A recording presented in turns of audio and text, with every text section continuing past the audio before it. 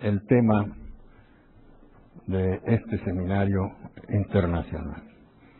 Ellos son don Alejandro Mier Hernández, don Jorge Enrique Romero Pérez y don Rodolfo Dávalos Fernández. Don Alejandro Mier Hernández es fundador del despacho jurídico Talayero y Mier. Es candidato a doctor en la Universidad Complutense de Madrid, con la tesis La Ley Federal de Competencia Económica, una visión comparativa México-España. Ha realizado pues allá en la Complutense su doctorado, después de haber obtenido el mejor promedio en el doctorado de Derecho de la Empresa que se imparte en esa universidad.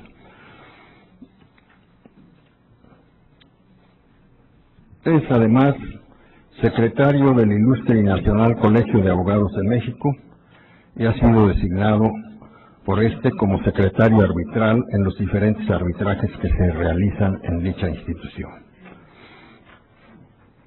En 1998 se le otorgó la Gran Cruz de la Orden de Honor Forense por el Presidente de la República en el Día del Abogado. Es un especialista en materia de contratación y arbitraje internacionales. Vamos a escucharlo en su exposición sobre el tema medidas precautorias en materia de arbitraje internacional. Muchas gracias, doctor Fernández Ruiz.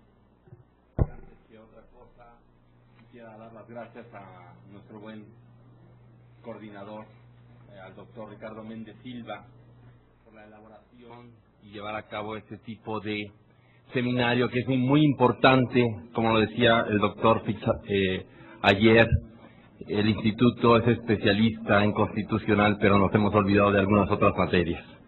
Muchas gracias, Ricardo, te felicito. El tema es un tema un poco complicado porque va a matizar jurisdicciones estatales diferentes. Y el tema, y antes de entrar a este tema, yo quisiera hacer varias precisiones. La primera, en cuanto a las estadísticas a las que se refería el doctor Fernández Rosas, efectivamente no hay una estadística muy exacta. Sin embargo, en el Ilustre y Nacional se está elaborando un trabajo en ese sentido, y hay otros estudios que se han realizado y nos está revelando algo terriblemente fuerte. A priori les puedo decir que el 75% de las sentencias, sean cual fuere, no se cumplen. Entonces, las estadísticas que daban ayer me asustaron porque choca inclusive con estudios de carácter internacional. Entonces, el 75% de las sentencias que no se cumple es un problema para México, incluyendo las arbitrales. La segunda precisión es en cuanto a la famosa autonomía de la voluntad. No es mi tema, no lo traigo hoy a la mesa, sin embargo, sí cabe aclarar que esa famosa autonomía de la voluntad, que se va hasta los extremos absolutos, pues ha empezado a acotarse. ¿Y por qué? Porque hay materias donde no hay esa autonomía de la voluntad. Un ejemplo de ello sería la materia de la competencia económica, donde definitivamente no puede existir una autonomía de la voluntad como puede existir en el arbitraje. La tercera precisión, y que ya está conectada con el tema, es en cuanto a la tutela efectiva. Y ya introduciéndome al tema, ayer se decía por parte del doctor Fix que los mecanismos jurídicos nunca son suficientes para que un contrato se cumpla. Pues no, no es suficiente. Y por eso existen las medidas precautorias. Las medidas precautorias van a tener un papel muy fundamental en el desarrollo del proceso arbitral. ¿Por qué afirmo esto? Porque si no se toma la medida en su justo tiempo, cuando venga la decisión final o se emita el laudo arbitral, probablemente el señor que debe el dinero, pues ya no tiene en dónde se le ejecute el laudo arbitral. Así las cosas, la justicia cautelar desempeña ese papel muy importante y que es predominante en cualquier procedimiento. Pero aquí existe la problemática de las diferentes justicias que existen en los países, porque establecía el doctor Fernández Rosas a los chinos efectivamente, me ha tocado negociar con ellos, son muy duros, extraordinariamente duros, no son fáciles, todo el mundo dice que los chinos son bastante fáciles, y aquí Rodolfo no me dejará mentir, pero no es cierto. Ellos han empezado a hacer una serie de regulaciones hacia adentro de China porque han salido hacia afuera, porque antes no existía toda esta parte en China, y entonces, pues aquel señor chino que celebró un contrato con un mexicano, y el mexicano tiene a veces una forma de hacer negocios muy especial porque de repente se desaparecen, pues no hay dónde ejecutar el laudo. Entonces, estas medidas precautorias en la práctica forense tienen la problemática de las justicias transestatales. Transestatales, entiéndase el concepto de país a país, pero también puede ocurrir de estado a estado. Esta tutela efectiva tiene como objeto que el laudo arbitral se cumpla. Pero el problema se encuentra cuando el árbitro o el tribunal arbitral dicta o emite la medida precautoria. Más adelante vamos a ver los tipos y los 4 tipos de las medidas precautorias y algo que tomó la Suprema Corte en nuestro juicio de amparo cuando se otorga la suspensión definitiva del acto reclamado en la apariencia del buen derecho. La apariencia del buen derecho no es una teoría mexicana, pero eso lo vamos a ver más adelante. Sobre todo se toma en cuenta para ver el grado de razonabilidad y de probabilidad de que la persona que inició la demanda arbitral tiene una probabilidad de ganar u obtener un laudo favorable. Pues bien, el problema empieza a comenzar cuando el árbitro emite la orden cautelar. Voy a poner 1 o 2 ejemplos. Cuando un árbitro emite que se inscriba preventivamente la demanda arbitral en un registro. Pues siguiendo aquí en México, o en otros países, Venezuela por ejemplo no lo acepta, la legislación checa tampoco lo acepta, llega aquí el árbitro y le dice, vamos a seguir para aterrizar la idea a México, al registrador, oiga usted, vamos a inscribir esta demanda arbitral, y el registrador le va a decir, ¿y usted quién es? Oiga, pues yo soy árbitro. Pues, ¿sabe qué? Pero mi ley me impide hacerle caso a usted. Y entonces, se tiene que ir a la jurisdicción. Lo que decía el profesor Fernández Rosas es muy cierto. Hay que los jueces y los árbitros no están peleados, coexisten, uno auxilia al otro. Evidentemente el árbitro le pide auxilio al juzgador con el objeto de que haga efectiva esa medida cautelar. Entonces hay que acudir a la jurisdicción ordinaria para los efectos de que el juez ordene inscribir preventivamente o anote registralmente esa demanda, y en última instancia, si la persona que obtiene el accionante, el demandante en el ejercicio de la acción arbitral, obtiene laudo a su favor, es evidente que el proceso arbitral fue garantizado debidamente.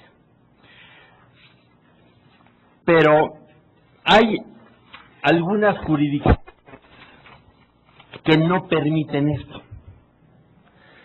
Hay países como Venezuela, me voy a permitir citar por allí, tengo la cita exacta, que no aceptan que el árbitro invada la esfera judicial porque los jueces se sienten que le están pisando su terreno y no aceptan esa tutela efectiva.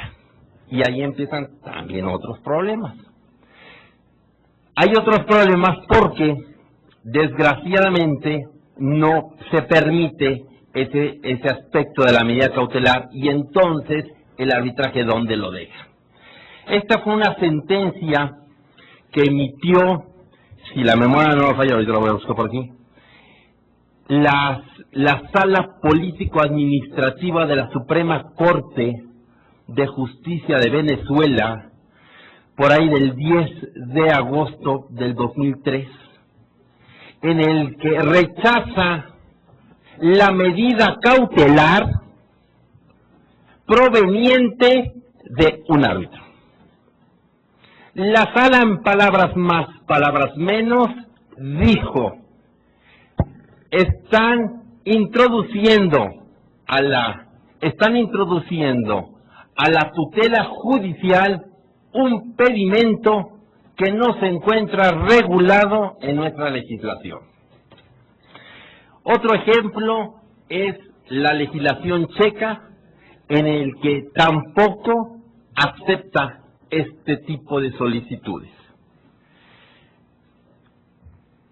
Si tomamos en cuenta que la medida cautelar tiene como objeto evitar el daño frustrado y los daños inminentes, ¿y a qué me quiero referir con un daño inminente? Aquel daño que es en este instante, en este momento, que existe un peligro real de que tengamos la posibilidad de que el proceso arbitral no sirva absolutamente para nada, porque no va a existir un lugar donde ejecutar. Otro ejemplo de ello es el famoso movimiento de capitales. Y nótese que utilicé la palabra capitales, no utilicé el dinero. ¿Por qué hago la distinción? En el movimiento de capitales, todo el mundo sabemos, todo el mundo tiene acceso internacionalmente a un banco. Ahí tenemos un número secreto, tenemos una computadora, tenemos acceso a nuestra cuenta, y ahorita yo puedo enviar mi dinero a otra cuenta y la jurisdicción se acabó. No ocurre lo mismo cuando en Francia, por ejemplo, quiero sacar un maletín lleno de dinero, pues me van a detener y la policía, por legislación A en ese país, detiene y da el aviso correspondiente. Imagínense ustedes que se haya ejercitado una acción personal de la devolución de 8 millones de dólares. Y hubo un movimiento de capital y dejaron vacía la cuenta. O las cuentas, lo que quieran, eso es lo de menos. Pues vamos por el dinero. ¿A dónde voy a ejecutar el laudo arbitral? ¿En dónde me va a resarcir si gano el laudo arbitral?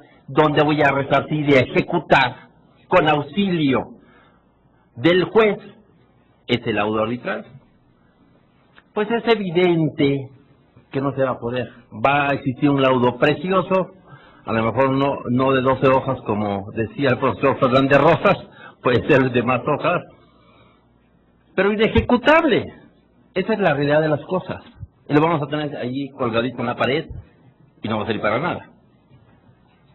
Ese es precisamente lo que tiende a evitar la medida cautelar internacional. Evitar movimientos muy rápidos de capitales y que se vea frustrado la ejecución del laudo arbitral. Y sigo con mis problemas. El problema va a consistir nuevamente en que no en todos los países existen las mismas medidas cautelares. México puede tener uno, China no recuerdo haber visto ninguno, yo he ido allí, no he visto ninguno, tampoco he visto en otros países cierto tipo de medidas como las que existen en la ley modelo del 2006, ni en el Código de Comercio, ni en el Código de Brasil. Vamos, lo que quiero llegar es que cada país, cada legislación tiene sus propias medidas. Y cuando un árbitro de un país le pide a un juez que emita una orden cautelar o medida cautelar, vamos a tener la problemática de que ese juez puede válidamente rechazar la medida y decir, ¿saben qué? Esta para mí no es una medida, o va más allá de mi orden jurídico interno y no la puedo adoptar porque no podemos dejar de olvidar que el procedimiento es de orden público en la mayoría de los países. De tal suerte que se empezaron a realizar trabajos interesantes por allí en el año 2006 en la ley modelo de un citral con el objeto de hacer homogéneas las medidas cautelares, porque hoy por hoy son heterogéneas, de tal manera que a veces no son efectivas.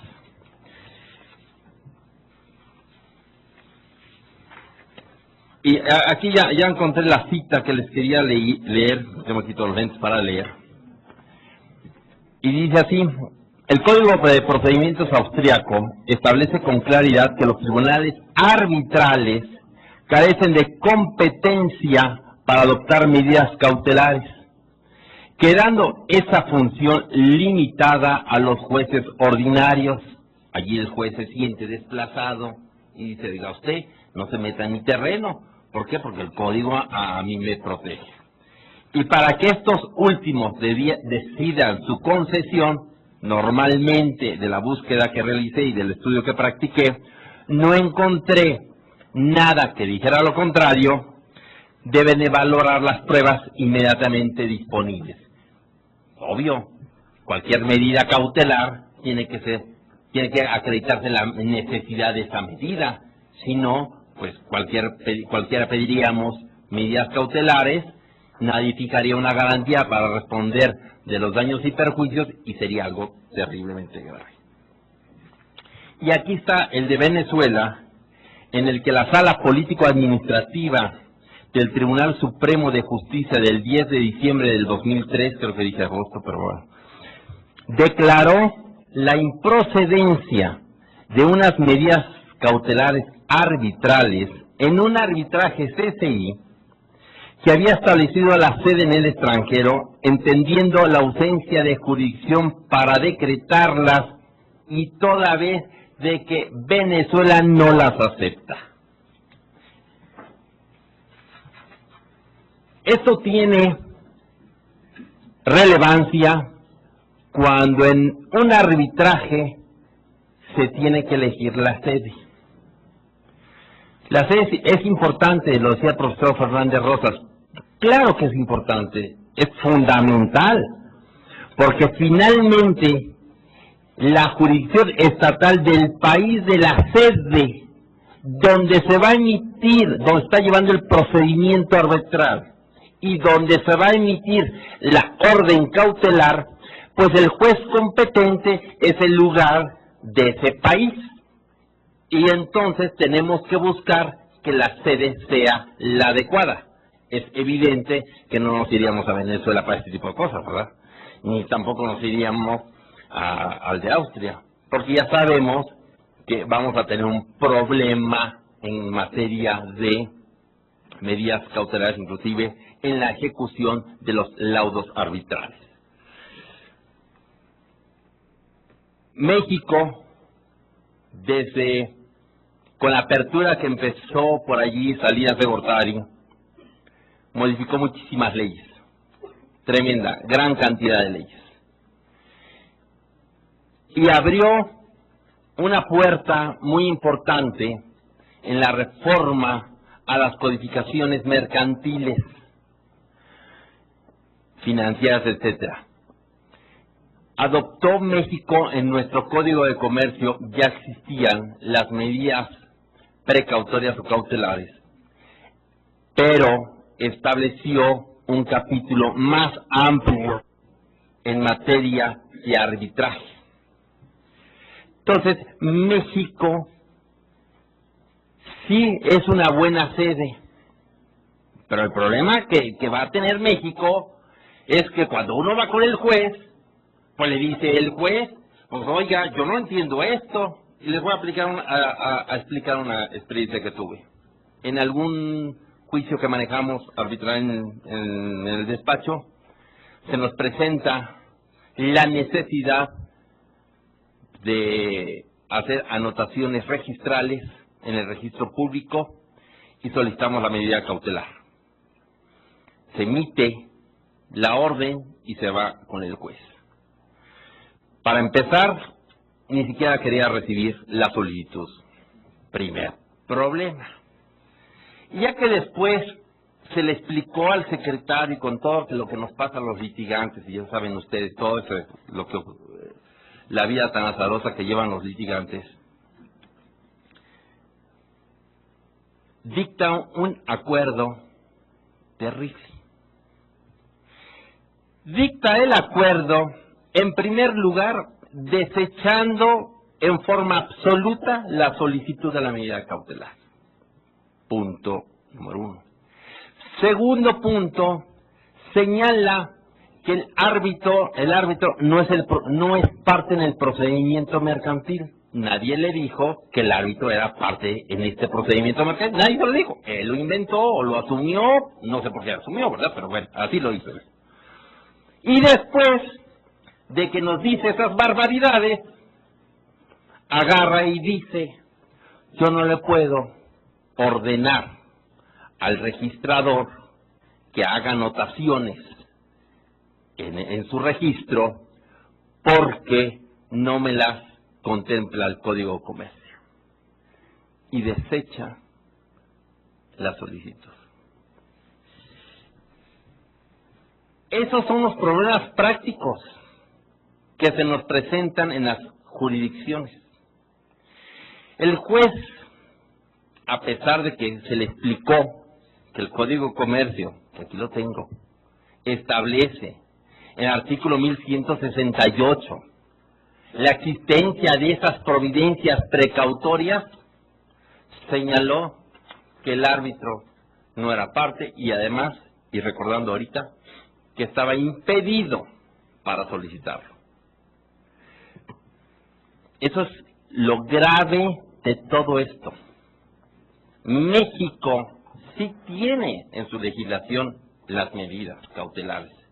El problema es la cuestión transnacional. Imagínense si México las tiene y México se encuentra en su legislación y México ha adoptado inclusive la Convención de Nueva York, no hay razón para que las hubiese desechado.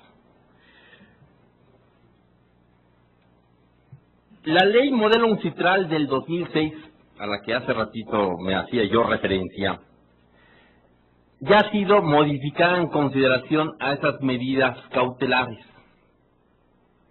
y ha establecido en diferentes numerales qué tipo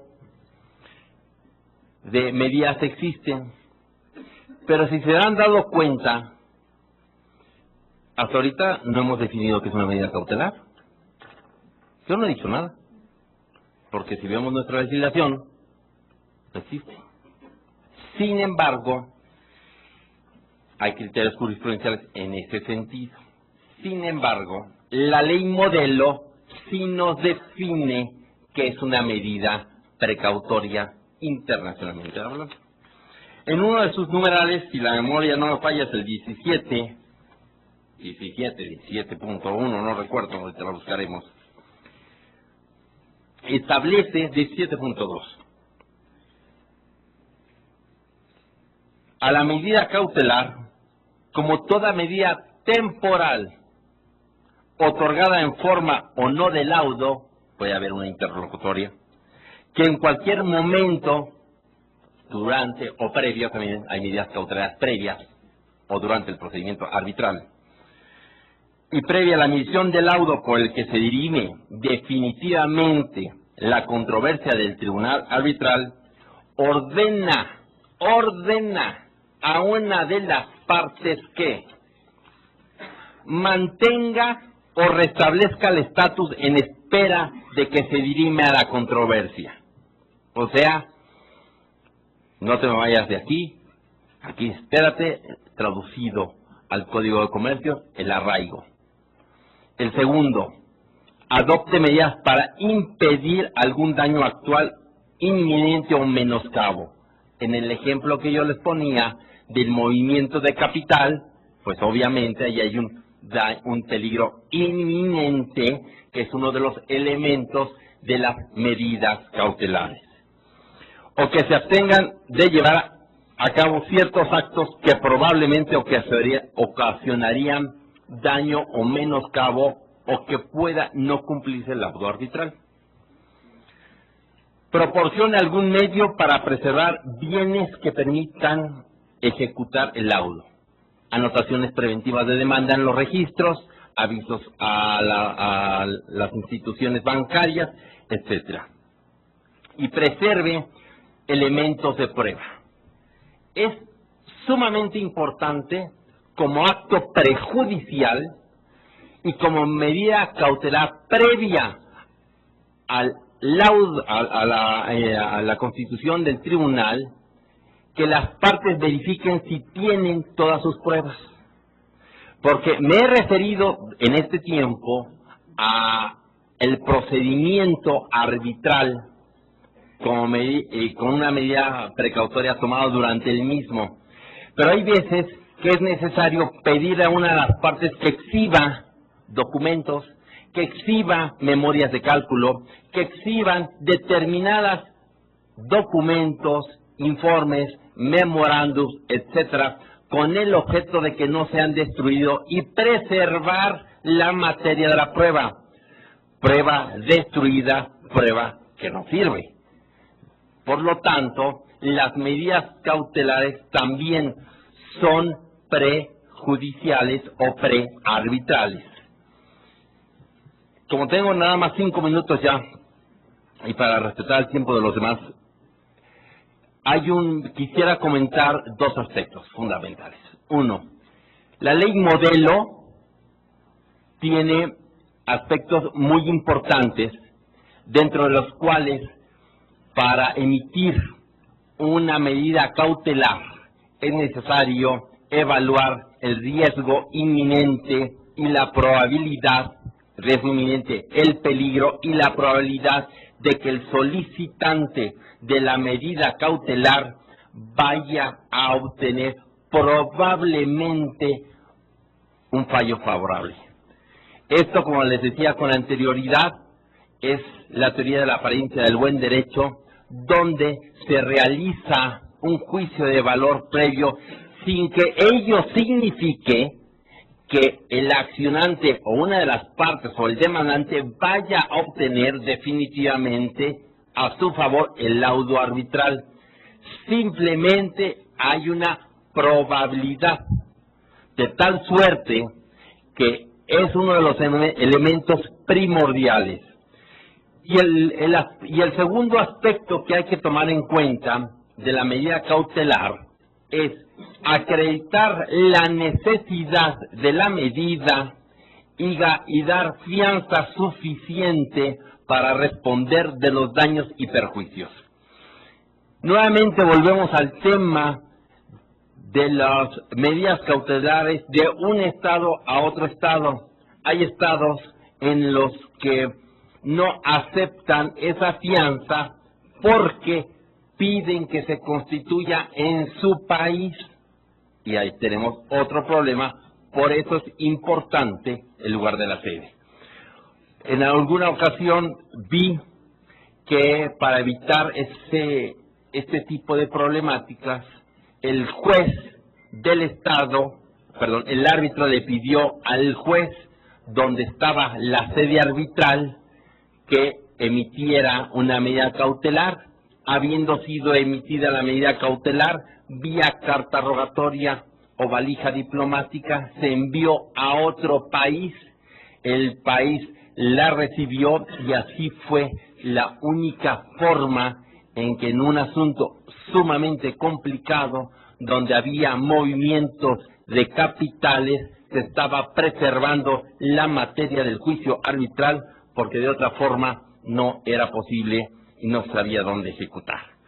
Con esto termino mi participación, no tengo más tiempo y creo que les dejo estas ideas para que las tomen en cuenta. He tratado de aterrizar la cuestión internacional, mexicanizándola, aterrizándola al derecho mexicano, y que siempre vayan pensando cuando participen en un juicio arbitral, la medida cautelar puede ser la gran diferencia entre ejecutar un laudo o que el laudo sea inejecutable y lo tengamos que poner colgado en la pared. Muchas gracias.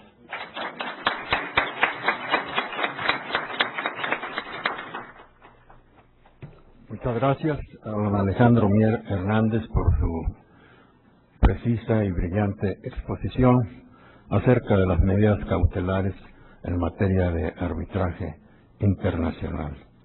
Ahora vamos a tener oportunidad de escuchar al doctor Jorge Enrique Romero Pérez. Él es el director del Instituto de Investigaciones Jurídicas de la Universidad de Costa Rica, donde además en época anterior ha sido decano de la Facultad de Derecho.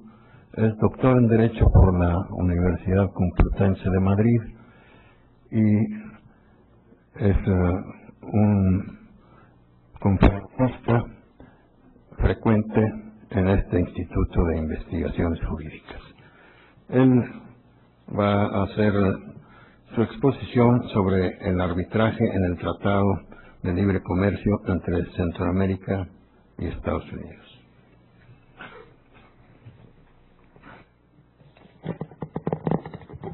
Muchas gracias, doctor Jorge Fernández, por su amable y gentil presentación. Deseo expresar mi agradecimiento igualmente a la UNAM, al Instituto de Investigaciones Jurídicas, al doctor Héctor Fierro, director de este instituto, y a los coordinadores de este importante seminario, los doctores Jorge Adame, la doctora Nuria González y el doctor Ricardo Méndez, por haberme dado la posibilidad de estar con ustedes conversando en esta oportunidad sobre este tema.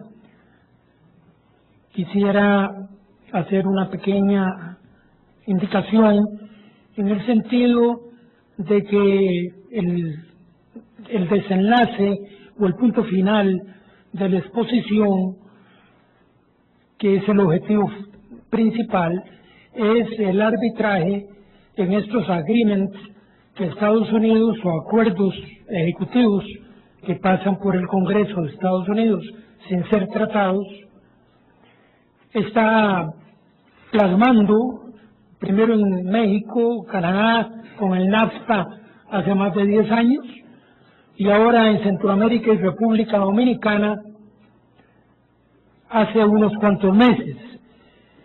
Ellos en este tipo de convenio, acuerdo, agreement, en el common law, nosotros en el civil law, el derecho romano germánico, lo concebimos como tratado, pero en Estados Unidos es un agreement ejecutivo, un acuerdo que el Congreso lo aprueba por mayoría simple.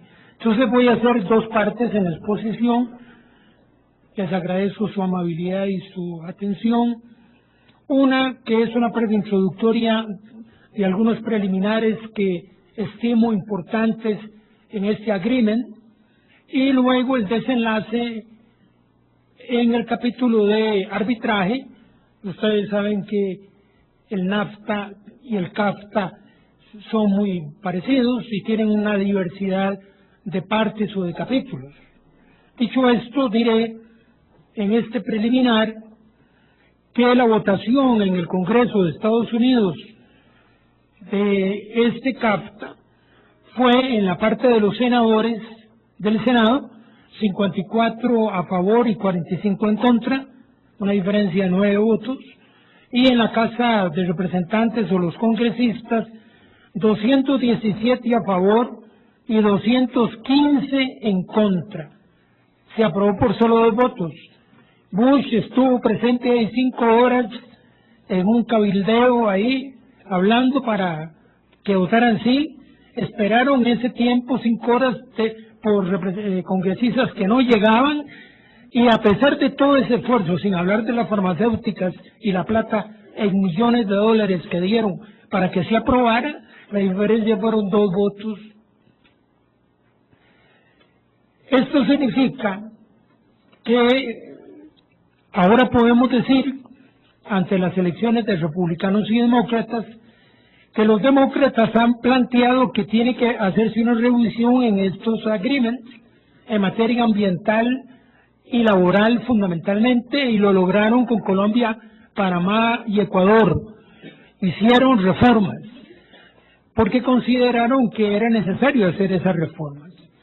Nuestro país tiene varios acuerdos comerciales ya vigentes con Chile, con México, con República Dominicana, con Canadá, con el CARICOM o la Comunidad del Caribe, y ahora mediante un referéndum a partir del 7 de octubre del 2007, Costa Rica aprueba ese CAFTA, no por la Asamblea Legislativa, sino porque hubo mucha oposición, mucha resistencia, y los poderes tuvieron que admitir un referéndum para que el pueblo, los votantes, pudieran definir si aprobaban o no aprobaban este convenio internacional con los Estados Unidos, de tal manera que hasta el momento en esto que se llama América, es la primera experiencia en donde un país se resiste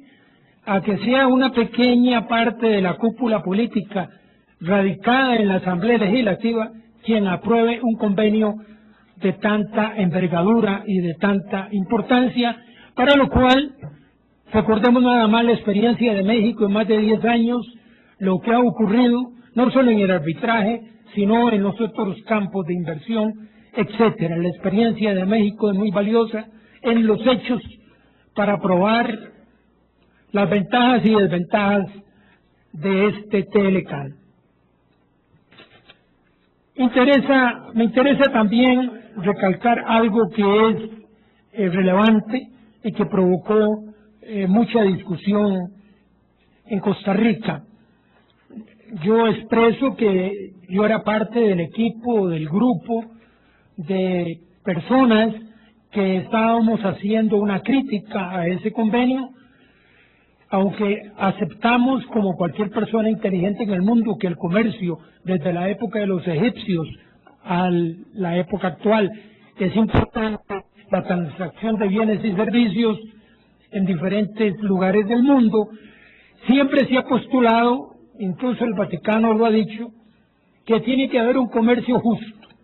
Eso que fue importante en la Edad Media con aquello del precio justo, pues ahora se plantean relaciones entre países ricos, los G7, los 7 países más ricos del mundo, y los países subdesarrollados, de que esa relación sea justa, sea proporcionada, sea equitativa, que no haya una muestra muy fehaciente de que las relaciones son como la Roma de tipo imperial, en donde las ganancias solo van en una dirección y los perjuicios solo van en la otra dirección. De tal modo que ese es el punto.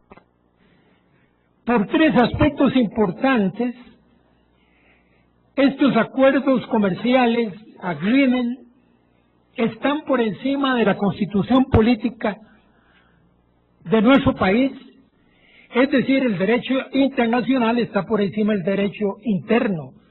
Eso lo dice la Convención de Viena del 69, en el artículo 27, que todos ustedes conocen. Un país, una parte, no puede argumentar su derecho interno para no cumplir el compromiso internacional.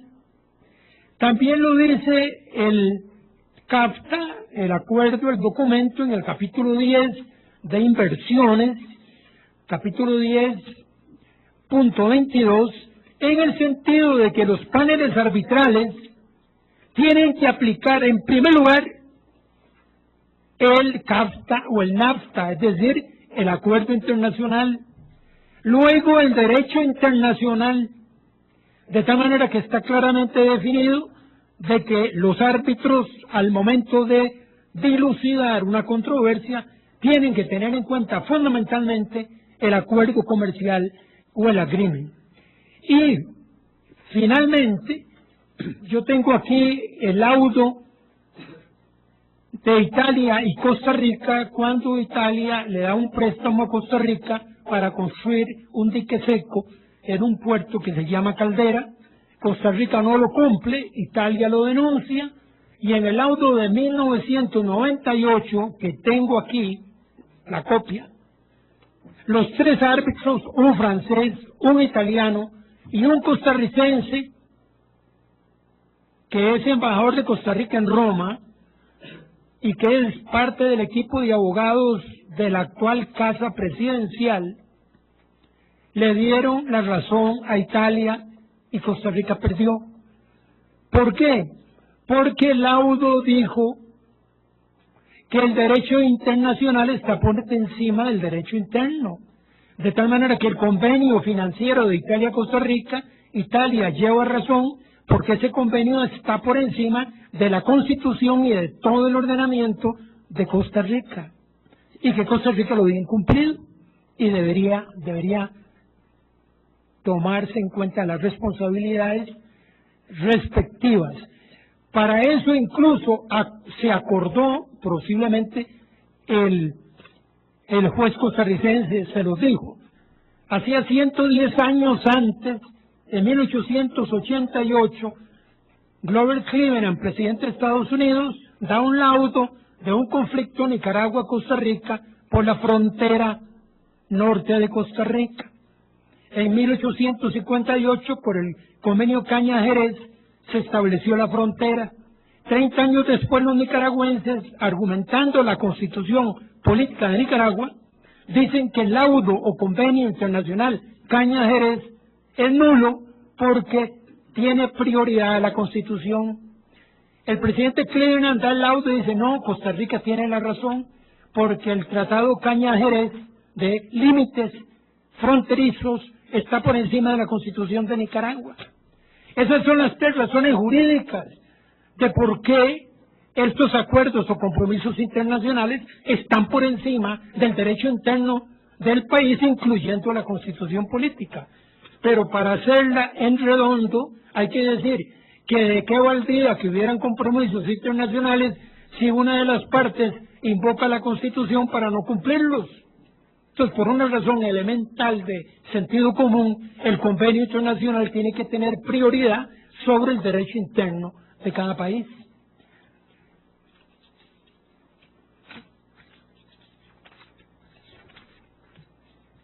En la materia, dentro de este punto que ya voy finalizando, de lo preliminar, en el referéndum que hicimos en nuestro país el 60% votó, pero el 40% no fue a votar, igual que en las elecciones para elegir presidente. Y de ese 60 que votó, el 48% votó en contra y el 51% a favor. Es decir, 3 puntos de diferencia, que en votos significa 17,000 votos. Aquí medio punto de diferencia, fueron casi 300,000 votos en la elección pasada, López Obrador Calderón, pero claro, la diferencia de votantes es muy grande. Ahora, aquí habría que decir lo siguiente, que prácticamente la mitad del país se opuso, pero cuando uno juega naipe o dados con una persona, uno no va a darle un peso a la otra persona y a felicitarlo porque ganó la partida de dados o de naipes, si uno sabe, y es público y notorio, que los dados estaban cargados y los naipes estaban marcados. Así no se vale ganar. ¿Y qué ocurrió en mi país? Que todos los periódicos, los medios de manipulación y desinformación colectivos hicieron propaganda en el sentido estricto del término a favor del TLC.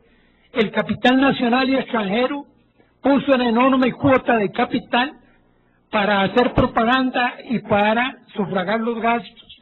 El gobierno puso toda la maquinaria del gobierno a favor,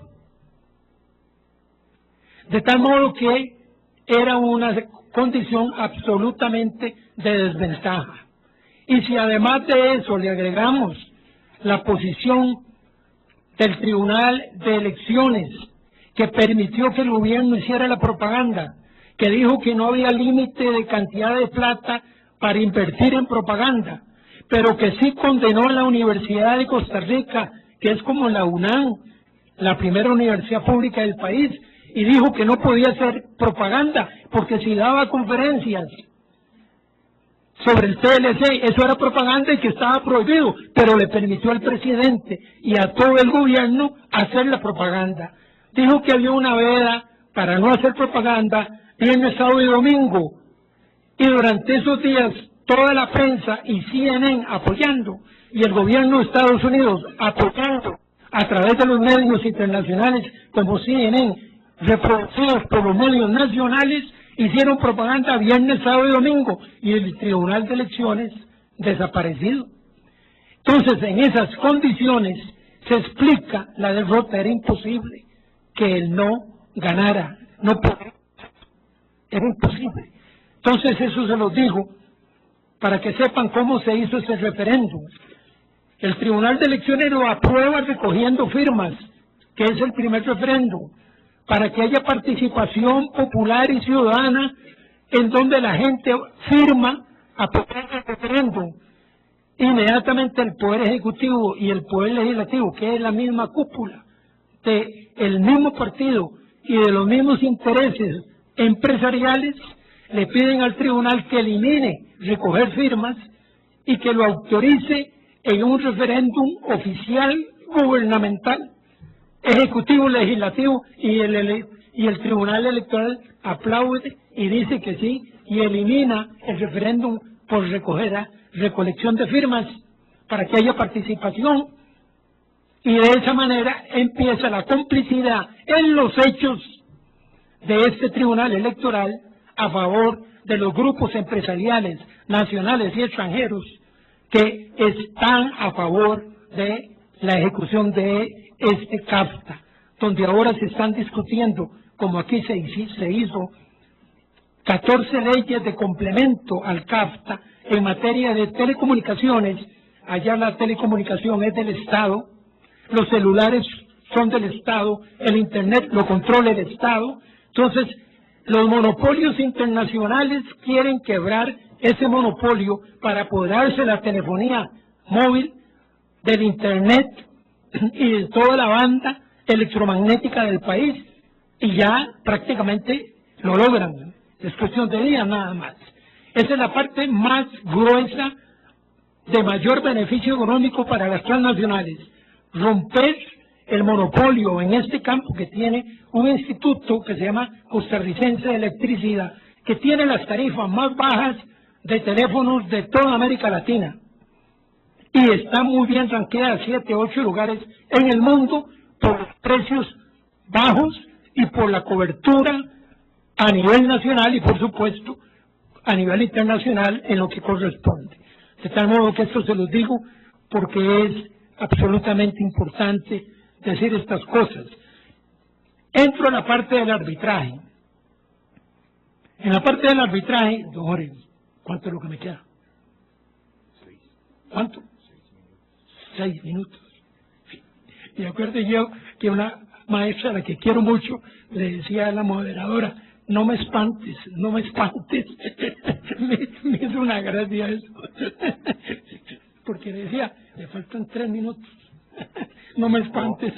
5 y 40 segundos. Muchas gracias, muy amable. Bueno, entonces resumo lo del arbitraje. El artículo 43 de la Constitución Política en nuestro país dice que hay arbitraje cuando hay consentimiento de las partes en asuntos patrimoniales.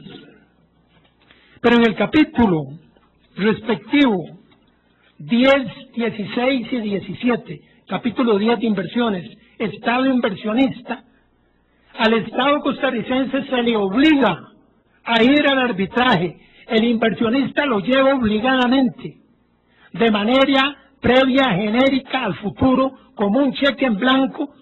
El Estado tendrá que ir a los futuros arbitrajes de una manera obligada. Y evidentemente en el voto de los 7 magistrados, 2 dijeron que esto es inconstitucional y 5 dijeron que no había problema. Los que dijeron que no había problema argumentaron de esta manera, que implica una argumentación de un párvulo. Dice, mire, Estado costarricense, si usted aprueba por el referéndum o por la Asamblea Legislativa ese arbitraje, tal y como está en los 4 tomos del CAFTA, usted está consintiendo en ese arbitraje. Porque si usted no quiere consentir en que sea obligatorio, genérico, universal, para todos los casos, y que siempre el inversionista lo obligue a ir, entonces no aprueben el CAFTA. Ese fue el argumento. Si no le gusta ese tipo de licor, no lo tome. Entonces, los 2 que hicieron la crítica consideraron que era inconstitucional porque el artículo de que habla el arbitraje en la Constitución, el 43, dice que las partes, están hablando de los privados, los particulares, pueden ir cuando quieran, caso por caso,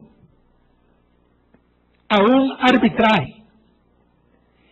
Y que además eso no les impide utilizar, si lo consideran necesario, ir al Poder Judicial, a la vía jurisdiccional o administrativa.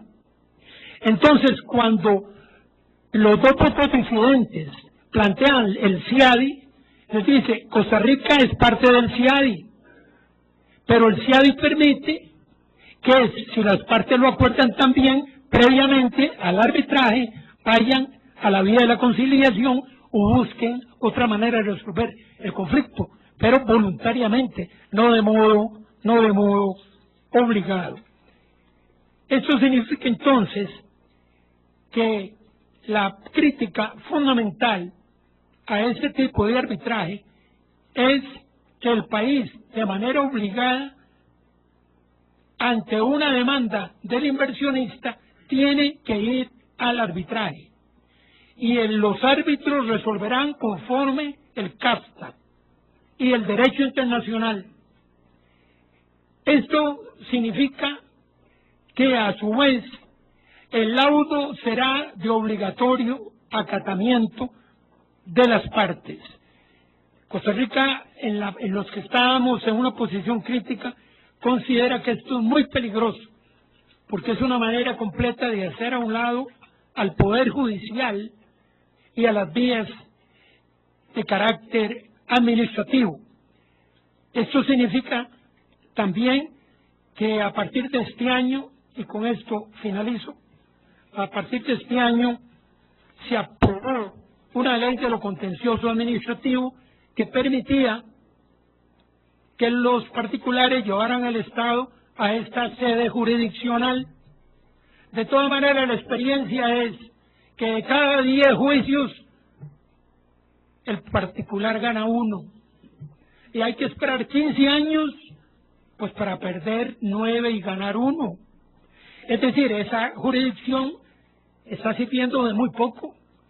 Entonces se encontraron una respuesta, y es establecer la oralidad para ver si con la oralidad en el proceso se hace más rápido.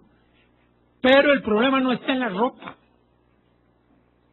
Es decir, la mona la pueden vestir de seda y mona se queda. El hábito no hace al monje, pero lo viste. Pero en este caso, meten la oralidad, pero los jueces siguen siendo los mismos. Es decir, a una persona es más fácil cambiarle el sexo que cambiarle la mentalidad. Entonces son jueces que están acostumbrados a fallar a favor del Estado. Y la oralidad arregla poco, porque esa oralidad la copiaron de la oralidad en el proceso penal, y esa oralidad fracasó, porque cada vez lo escrito va superando a lo oral, y no aprovecharon la experiencia que daba la mala oralidad en materia penal. De tal manera que el inversionista extranjero preferirá ir al arbitraje y no va a ir al contencioso administrativo a dilucidar en vía judicial lenta ese tipo de litigios. Por otro lado, y aquí finalizo, los jueces de lo contencioso, los jueces civiles, los jueces penales, son expertos y especialistas en su campo. Definitivamente el campo de cada uno, civil, penal, constitucional. Pero y los árbitros internacionales, que lo que tienen es una experiencia en materia international trade, comercio internacional o derecho económico internacional, y le traen conflictos al arbitraje que tiene una diversidad de temas y no son expertos en esos campos. De tal manera que aquí hay un problema, nada más lo dejo planteado.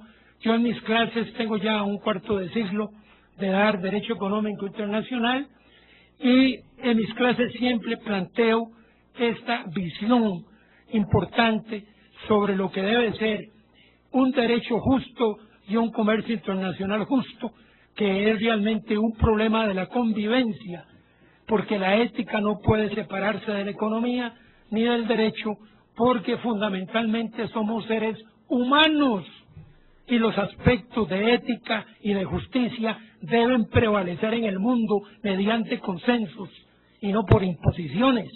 Muchísimas gracias a todos, muy amable, muy agradecido.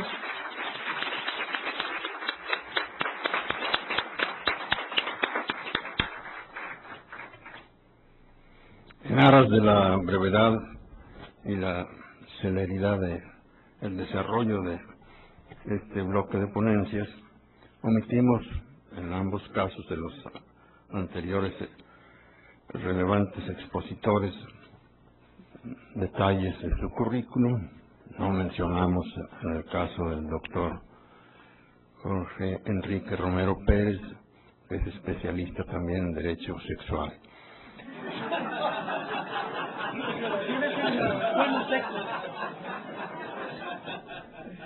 Y ahora vamos a tener la oportunidad de escuchar al doctor Rodolfo Dávalos Fernández. Él es doctor en Derecho, es autor de muchos libros, al igual que el doctor Jorge Enrique Romero Pérez. Es director general de la empresa mixta cubano-española Cubacán, Sociedad Anónima, catedrático de Derecho Internacional en la Facultad de Derecho de la Universidad de La Habana, presidente de la Corte Cubana de Arbitraje Comercial Internacional y presidente de la Sociedad Cubana de Derecho Mercantil. tiene muchos otros grandes lauros y atributos, pero para dejarle a él el tiempo de exposición, le cedo la palabra sin otro preámbulo. Por favor, doctor. Muchas gracias, doctor Fernández Ruiz. En primer término, mi agradecimiento al Instituto de Investigaciones Jurídicas de la Universidad Autónoma de México, a la UNAM, y en especial al motor impulsor de este seminario que tiene nacionalidad mexicana, pero que nació en La Habana, porque se gestó en la Escuela de Verano de Derecho Internacional Privado el año pasado en La Habana, a nuestro querido amigo el profesor Ricardo Méndez Silva, por esta oportunidad de estar aquí con ustedes. Después, ratificarle, mostrarle mi profundo agrado, mi profunda satisfacción por estar en México. México, un país con identidad, un país con historia, con tradición, con cultura propia, un país vinculado a Cuba en su historia y en sus lazos de amistad, como quizás ningún otro país de América Latina, un país que no puede separarse de la historia de la independencia de Cuba. No se puede escribir la historia de la independencia de Cuba sin hablar de México. Martí vivió en México. Aquí conoció a Manuel Mercado, su más entrañable compañero. Las cartas de Martí a Manuel Mercado representan lo mejor del epistolario martiano, incluyendo aquella inconclusa que en víspera de su muerte escribiera y advirtiera sobre los peligros para América Latina del vecino del norte, porque no voy a politizar mi intervención, no soy político, soy abogado y profesor de Derecho. Julio Antonio Mella vivió en México, un líder estudiantil. Fidel vivió en México. De México salió en el Granma los 82 hombres que hicieron la revolución, que dieron inicio a la revolución cubana. Lázaro Cárdenas fue uno de los 4 primeros extranjeros que visitó Cuba después del 59. En fin, pudiéramos estar hablando mucho tiempo de México. En mi familia tengo un abuelo que vivió en México y no se come los domingos si yo no cocino, y yo no cocino si no escucho música mexicana. Así que para mí es un verdadero placer, repito, estar en México. El gran reto que nos planteamos es si queremos arbitraje o no queremos arbitraje. Si vale el arbitraje o si no vale el arbitraje. Si el arbitraje es una opción, un medio alternativo, una posibilidad, una institución de auxilio al comercio que brinda utilidad, que puede sernos útil, que puede separarnos de la litis judicial en determinados momentos donde resulte factible, no porque sea enemigo de la litis judicial. Nací en un juzgado, vaya paradoja. Mi abuelo fue secretario de un juzgado y mi padre también. Y cuando aquellos los alguaciles y los secretarios vivían en el juzgado, aprendí a jugar jugando con las piezas de convicción. Muchas veces después no aparecía. Por lo tanto, no tengo nada contra la litis judicial, pero depende del país y depende del momento. Hace poco en La Habana, esto estaba presente, un profesor chileno decía que la vida útil de un juez en Chile eran 2 procesos ordinarios. Por lo tanto, eso es lo que nos plantea el arbitraje. Queremos arbitraje, nos será útil el arbitraje, nos puede servir el arbitraje. Ese es el gran tema que nos planteamos. Mi conferencia tiene algunas características que conspiran en contra de ella. Me siento ahí en inferioridad de condición, no por ser cubano, sino sencillamente porque tengo un tema muy lineal, el arbitraje en Cuba. Un tema muy lineal, un tema muy separado de la academia y quizás de muchos aspectos de interés para ustedes. Es por lo tanto más bien una conferencia informativa, una conferencia de tratar de acercarnos a qué pasa dentro del panorama latinoamericano, en mi país, en Cuba, con el arbitraje comercial internacional. Para mí ha sido un gran día. He disfrutado de una intervención, como siempre, de mi amigo, el profesor José Carlos Fernández Rosa, de esa brillante, controvertida, polémica, él es polémico por naturaleza y utiliza la polémica como una vía de desarrollo, como una vía de investigación, como una vía de buscar inquietudes, y he visto asumir a Carlos, como le digo yo a veces en la amistad, una posición que yo vengo defendiendo desde el año 1993, cuando publiqué un libro sobre las empresas mixtas y su regulación jurídica, y declaraba abiertamente la opción del arbitraje ad hoc, especialmente del arbitraje ad hoc con reglamento fiscal, como una vía más adecuada para los países latinoamericanos y para Cuba que el propio arbitraje institucionalizado, aunque París bien valga una misa y sea la Corte Internacional de París la más famosa entre las cortes internacionales. Por lo tanto, he visto una posición que he participado de ella durante muchos años, defendida aquí por un amigo y compañero. Y he disfrutado sobremanera la extraordinaria intervención magistral del profesor Bertrand Ansel, este catedrático francés, que también nos pone a pensar y que trae a una reflexión.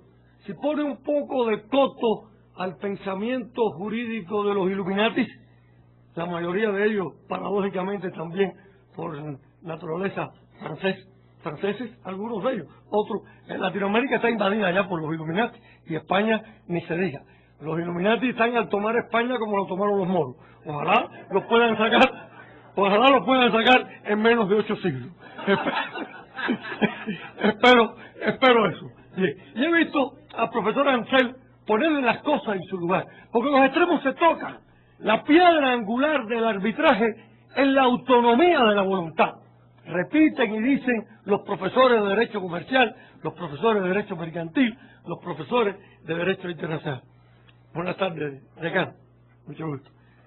Pero la propia autonomía de la voluntad no es tan autárquica ni tan libre como pretenden los Illuminati. La autonomía de la voluntad no actúa ex lege, fuera del alcance de toda ley.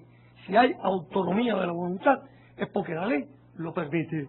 Pretender entonces crear un foro extralegal internacional que vive en el limbo internacional y que solo recibe orientaciones de la ley pescatoria que también vive en el limbo internacional es para mí una ilusión. Y creo que Bertrand Ansel ha puesto esto hoy también en su justo medio, ni un extremo ni el otro. Y es como único podremos llegar a hacer, en mi criterio, arbitraje. No vengo a promover el arbitraje, no vengo a hacer marketing de la Corte cubana, aunque venga a hablar de arbitraje institucionalizado en Cuba. El arbitraje comercial internacional en Cuba en forma institucionalizada, bajo los auspicios de una corte permanente, eso que calificó Fernández Rosa muy bien, que es una corte que administra, que auspicia el arbitraje, cuenta ya 42 años. No nació con la nueva ley de arbitraje. Desde 1965 fue publicada una ley de arbitraje cumpliendo un mandato. Y esa corte de arbitraje sirvió de marco propicio a las relaciones monetarios, mercantiles y científico-técnicas que emanaran para Cuba en el Consejo de Ayuda Mutua Económica, en el CAME. Posteriormente, desaparecido el CAME, sirvió de marco propicio para la solución de los litigios en la inversión extranjera, en la apertura que en los años 80 se iniciara y se consolidara después en los años 90 sobre la inversión extranjera en Cuba, al cual después le podemos dedicar unos minutos. Igualmente sirvió de marco propicio para los litigios entre empresas cubanas, entidades cubanas y las sucursales extranjeras acreditadas en el país. En Cuba han existido unas 400 o más de 400 empresas mixtas y contratos de asociación económica internacional, es decir, joint venture, y más de 700 sucursales de firmas extranjeras que existen y que están acreditadas en Cuba. Y la Corte ha sido foro propicio para la solución de estos litigios. Esto quiere decir que más o menos, sin abusar de la estadística, unos 1000 procesos arbitrales han sido conocidos por la Corte cubana en estos 40 años. La Corte cubana tiene estadísticas, pero estadísticas internas. En estadísticas internas, ni publica los laudos ni hace unas estadísticas públicas. Se trata de arbitraje comercial e internacional, no de arbitraje doméstico, como me dijeron no hace mucho un Illuminati de paso por La Habana, que me decía, ustedes tienen una gran experiencia en arbitraje doméstico. Le decía, no, la Corte de Arbitraje Comercial Internacional, no hay arbitraje doméstico. En Cuba existen en los tribunales ordinarios lo que se le llama la sala de lo económico, que se corresponde con la sala de lo mercantil en México o en otro lugar, y hay que conocer de las diferencias de los entre lo que era anteriormente el arbitraje doméstico entre las empresas nacionales.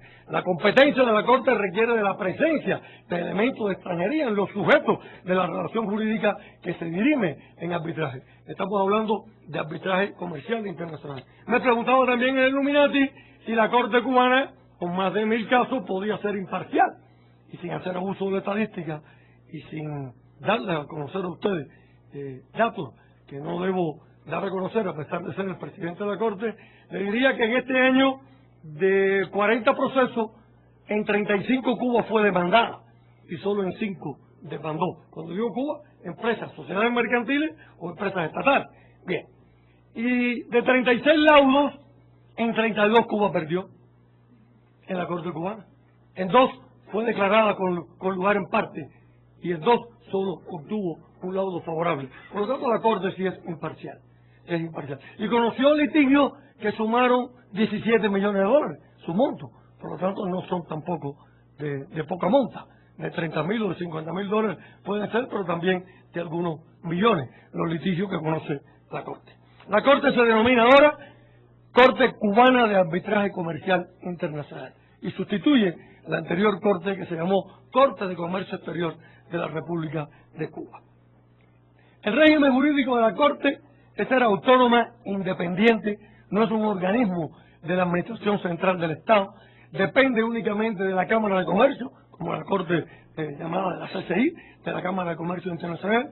El presidente de la Cámara de Comercio Internacional es quien dicta sus reglamentos y sus estatutos y se debe exclusivamente a la ley, a sus reglamentos y a sus estatutos. Por eso puede fallar, como falla, a favor o en contra de las empresas nacionales, y nadie puede pedirle cuenta al árbitro, como no sea el juez, cuando se puede impugnar la nulidad de un árbitro, o como se pueda pedir la responsabilidad, como bien dijo Fernández Rosa. Como es habitual en este tipo de institución, el trabajo de la Corte es privado y no se publica y no se da a conocer. La integran 21 árbitros. La Corte se afilia al criterio de números clausus, 21 árbitros designados por su presidente de reconocido prestigio en la materia comercial internacional. Existe también el arbitraje ad hoc, esto lo iba a dejar para el final como algo, como una característica de la ley, pero porque quiero decirle, incluso le hago un paréntesis. Hace algunos años, 3 años creo ya, publiqué en la revista española la revista de la Corte Española de Arbitraje, un trabajo sobre el entonces proyecto de decreto ley sobre esta Corte. Y le hice varias críticas. Mi amigo Sisto, que está aquí presente, fue el receptor del artículo, quien lo trasladó a la revista. Alrededor de 10 o 12 críticas que le hice al proyecto. Algunas de ellas fueron tomadas en cuenta, otras no. Uno de los criterios que sostenía era que el decreto ley, es ley en mi país, debía llamarse de arbitraje comercial internacional y no de la Corte Cubana de Arbitraje Comercial Internacional, porque el decreto también regula el arbitraje ad hoc y le confiere el arbitraje ad hoc, algo que se ha dicho aquí, que debe ser los mismos derechos y las mismas garantías que el arbitraje institucionalizado ante la Corte. La tutela judicial, el auxilio judicial, la práctica de prueba, que las mismas garantías se le concede al arbitraje ad hoc. En el arbitraje ad hoc, que también consagra la ley cubana, no hay lista de árbitros y la Corte puede funcionar como autoridad nominadora, como pueden funcionar también los tribunales. Y ahí sí no hay lista de árbitros. Si usted quiere un árbitro extranjero, puede ir entonces al arbitraje ad hoc, aunque apoye después o establezca después que puede ser el propio reglamento de la Corte o el reglamento de un central o hacer su propio reglamento. En materia de jurisdicción y competencia, la Corte reconoce, si conoce y resuelve los litigios de carácter comercial internacional. Por lo tanto, está en una Corte solo para el comercio internacional, la inversión extranjera, en los términos más amplios, estos términos comercial e internacional. El carácter internacional del litigio está dado siguiendo un citral por uno de los tres elementos siguientes: que el establecimiento o la residencia habitual de las partes se encuentren en países diferentes, que se trate de personas naturales o jurídicas de ciudadanía o nacionalidad diferente, aun en el caso en que las partes tengan su domicilio en un mismo estado, o que el lugar de la concertación del contrato o el hecho del cual se origina la obligación, puede ser extracontractual, ocurra en un estado diferente. Se trata del criterio del legislador cubano que las partes no pueden internacionalizar la litis, como no pueden internacionalizar el contrato. Se trata de una litis internacional dada por la presencia de elementos objetivos en esa relación jurídica que se dirime ante arbitraje. Sin embargo, hay una excepción, que es que la Corte se declara por la ley competente en materia de inversión extranjera. Es decir, que empresas mixtas que son, jurídicamente hablando, nacionales, porque el capital es el que puede ser extranjero, pero es una empresa constituida en el país, 50% cubana y 50% extranjera, como la que yo dirijo, soy director general de una empresa mixta, la primera empresa mixta que se hizo en Cuba, la que llevó Lombardia en Cuba. Tuve el privilegio también de que esa empresa mixta desarrollara una inversión aquí en la Ribera Maya hace algunos años. También he trabajado en México representando a esta empresa. Bien, pues los litigios entre las empresas mixtas, la ley los permite que sean asumidos por la Corte, porque aquí no se trata de un criterio ya objetivo, sino se trata de cumplir otro mandato legal que está en la Ley de Inversión Extranjera, donde existe no solo una autonomía de la voluntad para elegir el derecho aplicable a la inversión, sino también existe una autonomía en la elección del foro, y se propugna que el arbitraje puede ser un medio de solución de litigio. Y aquí se le da una opción más a las empresas mixtas radicadas en el país de dirimir sus eventuales litigios entre las partes, nacional y extranjero, o entre ellas mismas, o entre ellas y otras entidades, en la propia Corte de Arbitraje. Existen tres vías típicas para formalizar el arbitraje a tono con la experiencia internacional y con la doctrina internacional ante la Corte cubana. El acuerdo de arbitraje, bien sea una cláusula compromisoria, es decir, un convenio arbitral incluido en un contrato, o el pacto por separado, es decir, un acuerdo arbitral posterior o anterior al litigio, posterior o anterior al contrato. Lo he visto en la práctica, no tiene por qué ser siempre el convenio arbitral una cláusula compromisoria. También otra vía aceptada en los tratados y en los reglamentos internacionales, como es la típica sumisión, es decir, que una parte establezca su demanda ante la Corte sin existir un vínculo preexistente ni un compromiso arbitral, y que la otra parte no cuestione la competencia, sino sencillamente se persone y conteste la demanda y trabe la litis. Esta también puede ser una vía para someterse al arbitraje ante la Corte cubana. Y por último, en virtud de los tratados internacionales. Así que exista un tratado, un acuerdo, un convenio internacional, como algunos de los acuerdos de protección recíproca de inversiones, por ejemplo los APRI, que conceda esa vía y que le conceda competencia a la Corte cubana. Mucho se ha discutido aquí de la facultad de la Corte para discutir su propia competencia, el famoso principio competencia. Consecuentemente, con tan afamado y cuestionado principio, la Corte cubana está autorizada para decidir y pronunciarse sobre su propia competencia. Esta regulación, incorporada a la ley, puede parecer obvia. Para muchos se trata de la piedra angular del arbitraje. Sin embargo, recuérdense que en muchos países de América Latina no es admitida y ha sido cuestionada. Incluso, a pesar de estar y de provenir de una fuente convencional, la Convención Europea, la Convención de Ginebra de 1961, cuando se redactan en 1985 algunas notas, la ley modelo de un citral, se discutía sobre la admisibilidad y llegó a señalarse que aún no era generalmente admitido el principio competencia. Y eso lo encontramos en la introducción a la ley modelo de un citral de 1985. Es por ello que muy obvio para algunos, muy independiente para otros, muy cuestionado y no admitido para otros países, y es por ello que es necesario que la ley lo consagre y lo recoge. De esta manera, el principio competencia en la ley cubana le otorga facultad a la Corte para decidir sobre esa competencia, incluyendo la validez de la cláusula compromisoria, la separación de la cláusula compromisoria sobre el contrato, la independencia de la cláusula compromisoria está recogida en la ley, por lo que la Corte puede pronunciarse de un litigio en un contrato, o sea, incluido en un contrato en virtud de la cláusula compromisoria, contrato que después puede resultar incluso declarado nulo. Y esto es los principios de la separación del acuerdo arbitral o convenio arbitral del propio contrato, al cual se refirió también el profesor Ansel. La ley, como lógica consecuencia de los efectos positivos del arbitraje, que es la competencia de los árbitros, regula los efectos negativos del convenio arbitral, en este caso el reverso, ¿no?, que es la excepción de arbitraje, la obligación que tienen los tribunales de abstenerse de actuar ante la competencia de la Corte. Hay que decir que esto en Cuba no es nuevo.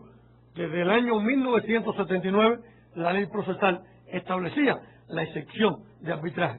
Es decir, la ley anterior gozó también de la tutela de la excepción de arbitraje. Sin embargo, es ratificada en esta ley.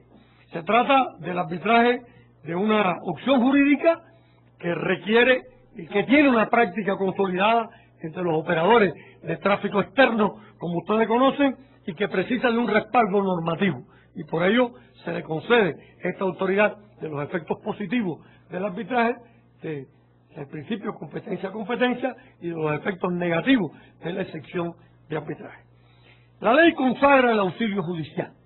Los tribunales están obligados a disponer y realizar la práctica de prueba ante el mandato o solicitud, en este caso solicitud, del tribunal arbitral. Si el tribunal arbitral puede pedir que se realice la determinada práctica de prueba fuera del territorio donde está radicando el tribunal arbitral a un tribunal judicial.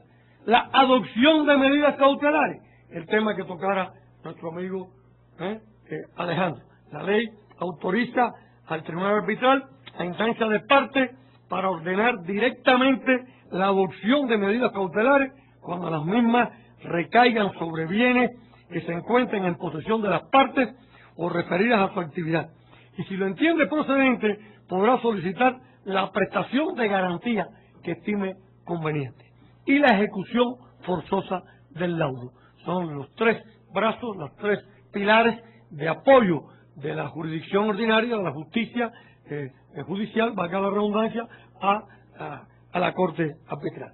En cuanto a medidas de control, efectivamente el arbitraje no es tan independiente, el arbitraje no es tan autónomo ni autárquico y por lo tanto existen las medidas de control en el país y se reconoce la facultad de los tribunales de no declinar su jurisdicción cuando consideren que el acuerdo arbitral es nulo, ineficaz o de imposible ejecución, lo que viene a tono con los convenios internacionales de los cuales Cuba es parte. Y se deja claro la posibilidad de establecer ante los tribunales la acción de nulidad del laudo. Al haber hablado de los convenios internacionales, debí haber dicho antes que no solo es la fuente autónoma de esta que acabamos de hablar, de la ley cubana de arbitraje, sino que Cuba es signataria de la Convención de Ginebra desde la fecha en que entró en vigor y es signataria desde la Convención de New York desde principios de los años 70. Cuba no es signataria del FIADI por su vinculación con el Banco Mundial y por entender que es un foro propicio para que entren las normas de coerción económica dictadas por los Estados Unidos contra Cuba, ni Cuba es signataria de la Convención Interamericana de Derecho Internacional Privado, de Arbitraje Comercial Internacional, surgida en la Convención Interamericana de Derecho Internacional Privado de Panamá en 1975 por su peculiar estatus en esa organización, en la OEA, cosa que espero se revise pronto y que incluso se pueda adoptar esa convención. Derecho aplicable. La ley ratifica, y digo ratifica porque es importante, que en un claro reconocimiento a la autonomía de la voluntad, categóricamente que las partes están autorizadas a elegir la ley aplicable a la litis, caso que no lo hubieran hecho en el contrato y por lo tanto venga dado ya prefabricado al tribunal arbitral. Y digo ratifica, y es importante señalar, porque hay incluso algunos autores latinoamericanos que, glosando un trabajo que publiqué en el Congreso del ILADI, que se celebró en El Salvador en el año 2000, si mal no recuerdo, yo criticaba la norma cubana sobre autonomía de la voluntad por su defectuosa redacción. Y se interpretó de que en Cuba no existía la autonomía de la voluntad. Desde el año 28 se publicó, se adoptó por 15 naciones latinoamericanas el Código Bustamante. Bustamante, ese gran jurista cubano, a quien debe su nombre el Código, es un precursor de la autonomía de la voluntad en Latinoamérica. Las obligaciones que nacen de los contratos tienen su origen en la autonomía de la voluntad, decía Bustamante. Y la legislación cubana ha consagrado la autonomía de la voluntad 80 años ha. Es decir, hace 80 años que Cuba legalmente la autonomía de la voluntad tiene un respaldo normativo. A diferencia de otros países del cono suramericano que consideran que la autonomía de la voluntad es inimaginable y no debe ser regulada, como Churo Caldani, que citaba al profesor Fernández Rosoy, que lo plantea en sus escritos doctrinales. Pero bien, esa autonomía de la voluntad, como hemos dicho, no es desligada de las normas imperativas. Esa autonomía de la voluntad, las partes no pueden derogar por contrato las normas imperativas, como bien se ha dicho, y esa autonomía de la voluntad funciona dentro del marco de la ley. La autonomía de la voluntad no funciona fuera del marco de toda ley. En el ordenamiento jurídico interno está respaldada en el Código Civil cubano, en el artículo 17 del Código Civil. Y la ley de arbitraje anterior la tuvo recogida en el artículo 56. También se autoriza a la aplicación de los usos y costumbres del comercio, como la exmercatoria, que están recogidos en el artículo 2 del Código de Comercio. Como otras regulaciones importantes, tenemos el arbitraje ad hoc, que ha sido consagrado por la ley con todas las garantías del arbitraje, es decir, el Tribunal de Arbitraje constituido ad hoc puede disponer también el auxilio judicial, puede disponer también la práctica de la prueba, puede disponer también el embargo preventivo y es reconocida su sentencia y ejecutada como si se tratara de una sentencia de la Corte cubana. Por lo tanto, hay plena garantía al arbitraje ad hoc. Y por último también la conciliación y la mediación, que han sido incorporados como medios alternativos de solución de diferencias. Yo creo que el panorama de América Latina, con esto termino, es un panorama que ha venido cambiando en materia de arbitraje. Hace algunos años, un profesor español escribía que el arbitraje no gozaba de buena salud en España ni en Latinoamérica. La doctrina internacional ha sido crítica en ese sentido. Si me permiten, les leo un breve párrafo de un autor latinoamericano que plantea respecto al arbitraje lo siguiente. Cito: nuestros países son conocidos como un área tradicionalmente difícil para el arbitraje, incluso hostil, y probablemente somos la región del mundo que más lentamente aceptó esta técnica de resolución de disputas. Este comentario yo no lo comparto. Por mi modesta experiencia en más de 32 años en materia mercantil internacional, yo soy un mercantilista de profesión y un internacionalista de vocación. Conozco otras regiones del mundo más hostiles al arbitraje y más lejanas al arbitraje. Sigo. Tal situación se relaciona, dice el autor de esta cita, con nuestra historia, con el abuso de la protección diplomática extranjera, con la intervención foránea, con el origen de la doctrina Calvo, con las causas de la doctrina Drago, con las razones que originaron la introducción de las llamadas cláusulas Calvo en muchas constituciones latinoamericanas, con el rechazo de los principios del principio competente, con la permitida y propiciada intromisión de las Cortes para intervenir en el arbitraje, antes, durante y después del laudo, con la permitida intromisión de los tribunales, con la autorización de una amplia panoplia de situaciones para atacar su validez, con la falta de autonomía de la cláusula arbitral y la imposición de las rígidas formas por las que nuestras normativas latinoamericanas han impuesto al proceso arbitral. Yo creo que este panorama ha venido cambiando. Más de 20 legislaciones latinoamericanas modernas se han promulgado en los últimos años. El arbitraje ha pasado, como dijera Fernández Rosa, lamento que no esté aquí ahora, de la hostilidad a la aceptación, a la tolerancia primero y después a la aceptación. De eso se trata. Cuba no pretende convertirse en un paraíso arbitral ni competir con París en una corte institucionalizada. No quiero pecar de un optimismo juridizante, pero la ley cubana lo que propicia es auspiciar el arbitraje, promover el arbitraje. De lo que se trata, y creo que es la ventaja única que pudiéramos señalarle al arbitraje institucionalizado, es de la promoción del arbitraje. Yo creo que la labor fundamental de la CCI, más que auspiciar los arbitrajes, puede estar en la promoción que ha hecho del arbitraje, en dar a conocer el arbitraje como un medio alternativo de solución de diferencias, como una vía, como una opción. El arbitraje no es, pues, ya tan desconocido en Latinoamérica. El arbitraje se abre en los ordenamientos materiales positivos de la mayoría de los países latinoamericanos. Y Cuba, más allá de las limitaciones que pueda tener la ley, que ustedes pueden criticar, desde la lista de árbitros hasta cualquiera de los problemas, lo que busca es promover el arbitraje como una opción de apoyo y de auxilio al comercio internacional. Y estaremos siempre abiertos a mejorar, a enriquecer la ley, a enriquecer nuestro ordenamiento jurídico, y de la práctica arbitral deberá salir una ley mejor. Le doy las gracias por haberme escuchado, las gracias por haberme soportado y los abrazos por ser mexicanos.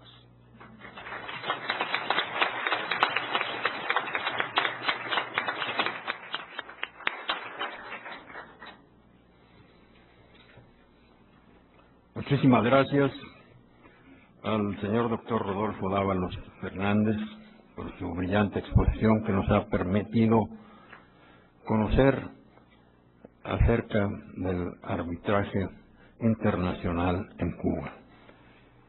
Vamos a pasar ahora a la etapa de preguntas y respuestas, y yo les voy a anticipar una disculpa a quienes han formulado preguntas y no se van a contestar, pero de acuerdo con el principio que debe de normar estos foros internacionales, si no empezamos a tiempo, cuando menos terminemos puntuales. Entonces vamos a pasar un par de preguntas a cada uno de los expositores en el orden en que hicieron su exposición.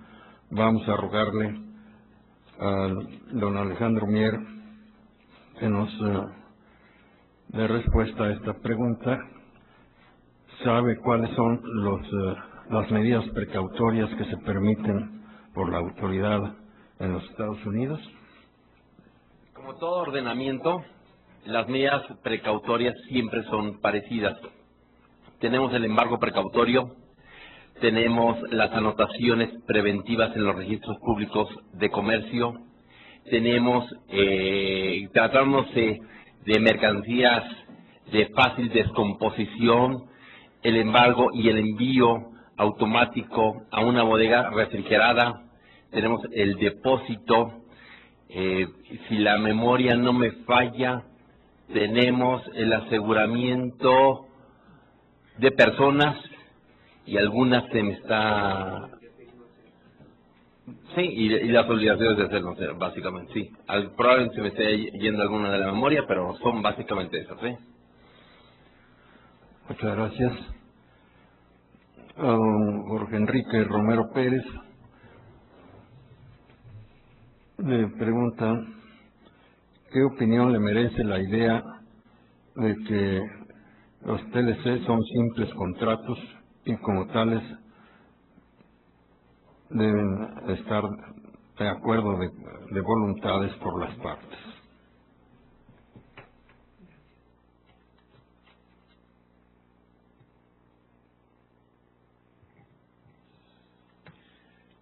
No hay duda que al estudiar el derecho romano está presente lo del acuerdo de voluntades a través de un instrumento de relaciones o negocial que llamaron contrato.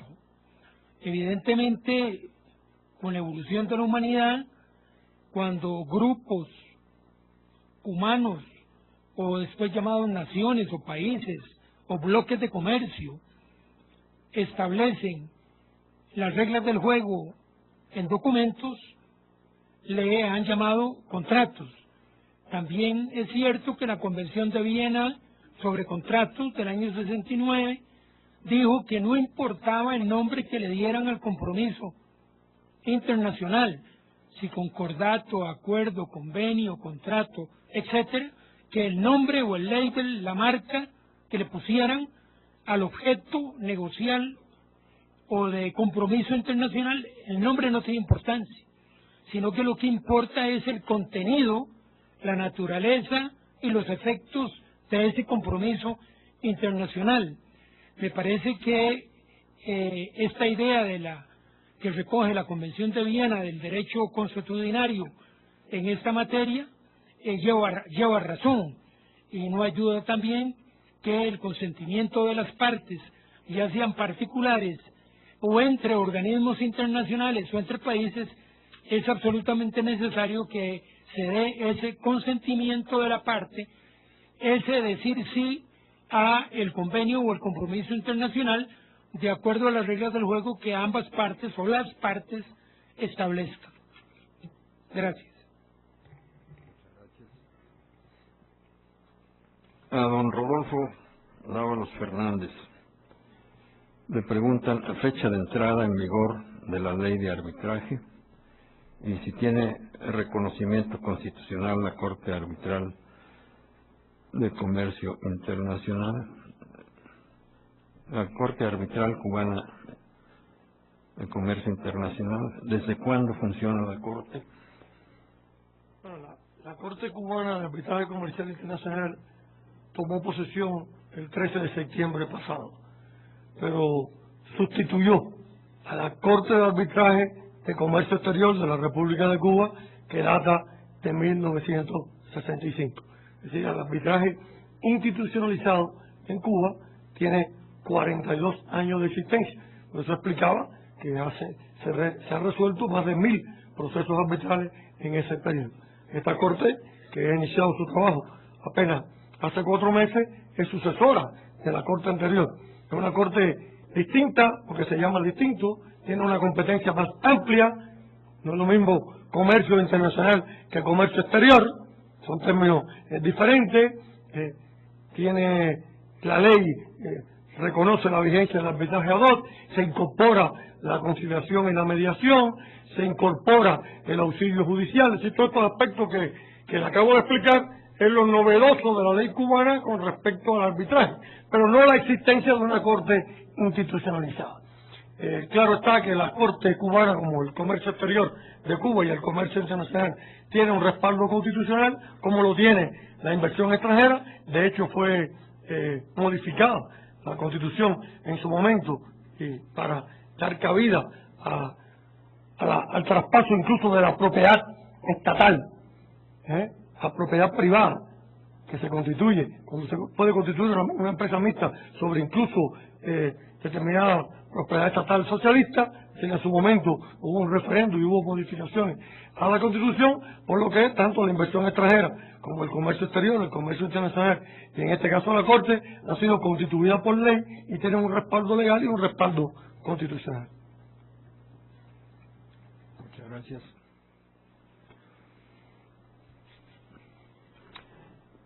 A don Alejandro Mier Hernández le preguntan qué factores determinan la instancia ante la cual se promueven las medidas cautelares y cómo se pueden hacer efectivas en caso de incumplimiento de la misma. Como se los explicaba anteriormente, es muy importante la sede arbitral, porque la sede arbitral es la que es donde se desarrolla el proceso y el juez de esa va a tener competencia de esa sede. De tal suerte que si una parte, el árbitro pide el cumplimiento de una medida cautelar, es evidente que va a acudir al juez de esa jurisdicción. ¿Y cómo se van a hacer efectivas? Bueno, se van a hacer efectivas pidiéndole el auxilio del juzgador, porque como todo procedimiento arbitral y todo procedimiento judicial, el juez es el que tiene el uso de la fuerza pública y es el que en última instancia va a hacer que se cumpla esa medida cautelar o el cumplimiento del laudo arbitral. Y se va a pedir excitando al juzgador a que cumpla con esa medida a través del árbitro. Es muy parecido el procedimiento cautelar al inicio de la fase ejecutiva, cuando se inicia la ejecución de una sentencia normal o tradicional, de tal suerte que la medida cautelar va a seguir básicamente el derecho interno de la sede arbitral. Gracias. Muchas gracias. A don Jorge Enrique Romero Pérez se le plantea que, estando de acuerdo con él en que los ordenamientos internacionales están por encima de la Constitución y de los ordenamientos nacionales en México, sin embargo, ¿qué pasa si un país no es firmante de dichos acuerdos?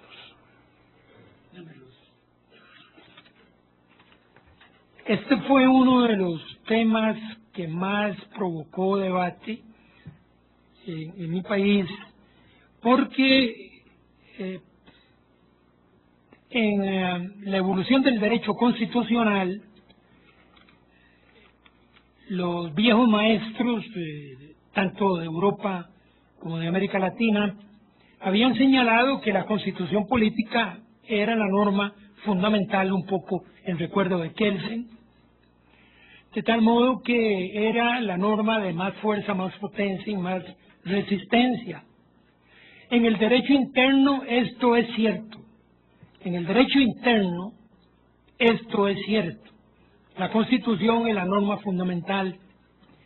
Sin embargo, hay constituciones como la de Chile, como la de Argentina, como la de Estados Unidos y la de México, y en este caso señalaría estos dos últimos países, Estados Unidos de América y Estados Unidos mexicanos, en donde señalan que la Constitución y la ley y los tratados son la ley fundamental del país o la ley fundamental de la nación, en el sentido de que hacen una globalidad para decir que esa es la ley esencial o de mayor importancia para el país.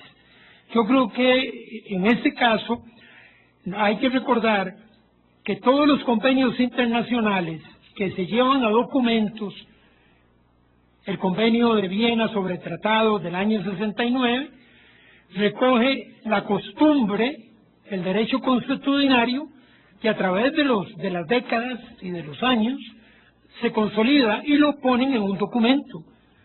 Es decir, hacen una convención en esa materia. Y los países van ratificando la convención, aceptando la convención.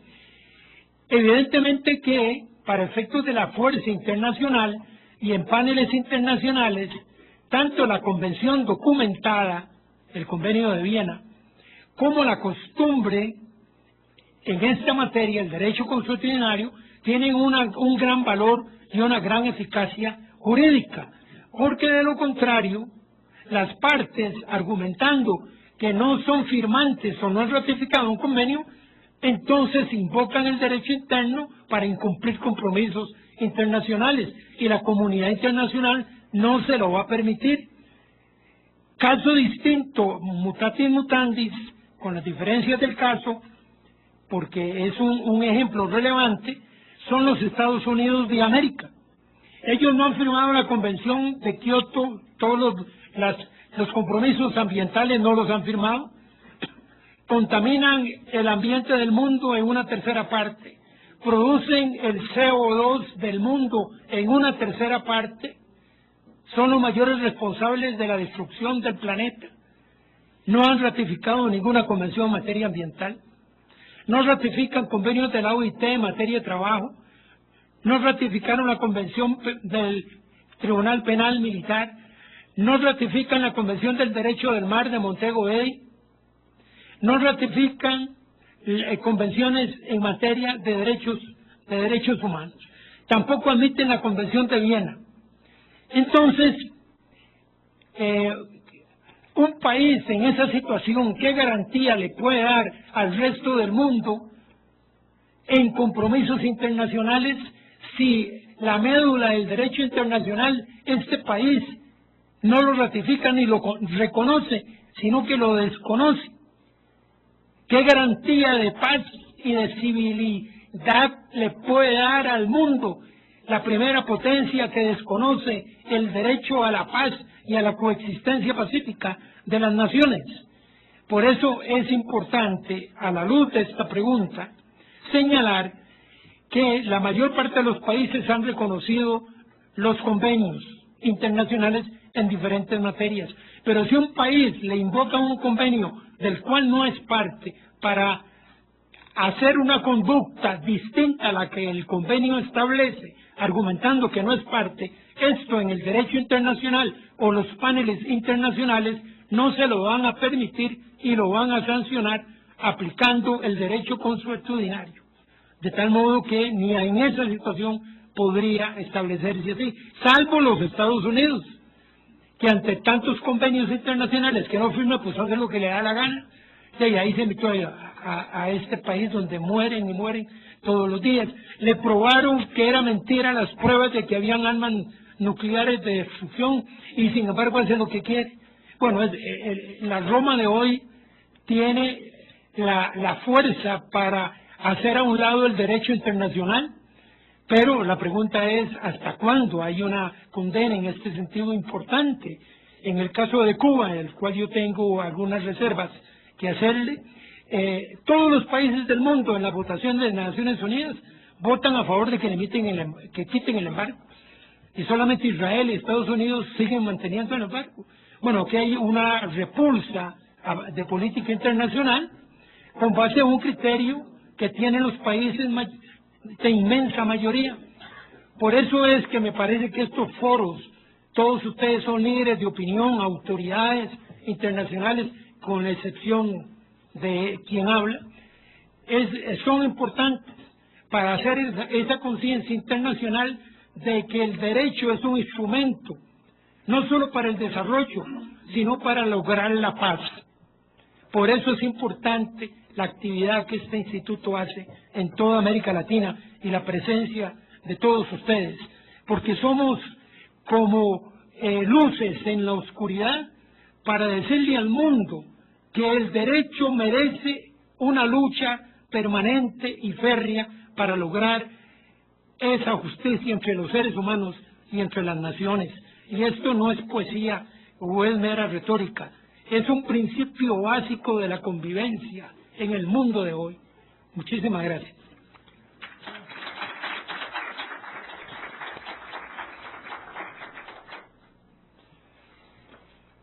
Finalmente, esta pregunta para don Rodolfo Dávalos Fernández.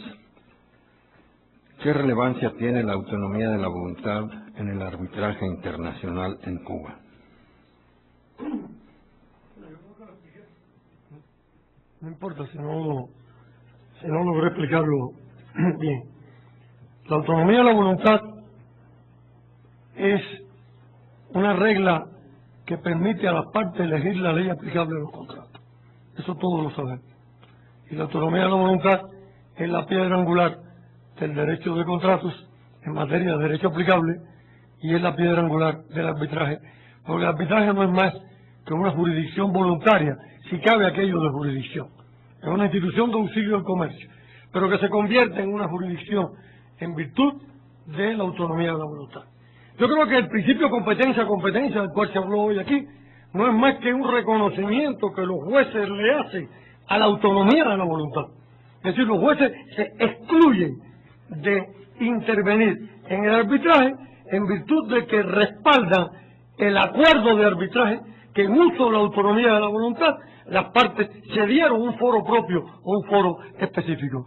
Y los jueces que tienen toda la autoridad legal, reconocen en virtud de su derecho interno, como explicaba hoy bien el profesor Ansel, y no en virtud de ningún derecho que cae del cielo, ni que crean los Illuminati, ni que crea el propio arbitraje, en virtud de su propio derecho interno, reconocen el acuerdo de arbitraje y le conceden plena vigencia jurídica, basado ese acuerdo de arbitraje en la autonomía de la voluntad. Por lo tanto, la autonomía de la voluntad no solo da pie a la existencia de ese acuerdo de arbitraje y a la existencia de un foro particular, sino que da pie también a la posibilidad de elección de un derecho aplicable. Así explicaría yo esto para el arbitraje. Si el presidente me permite, haría uso de ese famoso amparo que hay aquí en México y quisiera ampararme en el uso de la palabra y seguir a tocar dos temas muy breves más. Uno, la Convención de México, que mi querido profesor Fernández Rosa exaltó como el mejor de los documentos jurídicos en materia de contrato. Yo discrepo ahí amablemente de mi querido amigo y profesor. Yo creo que la Convención de México no ha sido ratificada por los países latinoamericanos, solamente ratificada por los dos países que integran a los tres países que fueron ponentes, porque los Estados Unidos no solo no ratifican los documentos que planteó nuestro amigo costarricense, sino tampoco suelen ratificar las convenciones interamericanas de derecho internacional privado, porque de 22 convenciones hechas por la CIDID, que es auspiciada por la OEA, los Estados Unidos solo han ratificado 3.